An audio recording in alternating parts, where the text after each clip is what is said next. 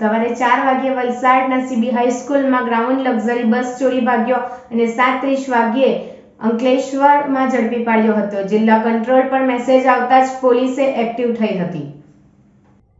અંકલેશ્વરમાંથી પસાર થતા national highway number 48 પર ગુરુવારની વહેલી સવારે ફિલ્મી દ્રશ્યો સામે આવ્યા હતા।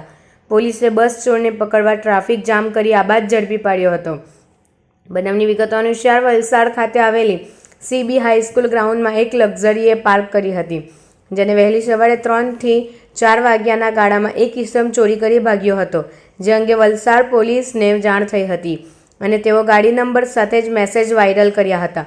ભરૂચ કંટ્રોલ પર આ અંગેનો મેસેજ આવતા જિલ્લા ટ્રાફિકની અંકલેશ્વરની ટીમ એક્ટિવ થઈ હતી અને આમલાખાડી બ્રિજ પર હળવો ટ્રાફિક જામ કર્યો હતો અને વિસ્તાર કોર્ડન કરી લીધો હતો, જે ટ્રાફિકમાં ફસાયેલ ચોરીની લક્ઝરી બસ નજરે પડતા જ ટ્રાફિક પીએસઆઈ પરીખ અને ટીમે બસને આંતરી ઝડપી પાડી વાલિયા ચોકડી ખાતે લઈ આવી હતી અને ગાડી ચાલક મૂળ વ્યારાના કછવાવ ગામ ખાતે રહેતા કીર્તિ ઈશ્વર ગામિતની અટક કરી। આ અંગે વલસાડ પોલીસને જાણ કરતા પોલીસ કાફલો સ્થળ પર દોડી આવ્યો હતો અને ચોરીની લક્ઝરી બસ સાથે ચોરી કરનાર કીર્તિ ગામિતની અટક કરી વલસાડ રવાના થઈ ગઈ હતી। સમગ્ર મામલે માત્ર 4.5 કલાકમાં જ બસ ચોરને પોલીસની મુસ્તેડી ઝડપી પાડવામાં આવ્યો હતો।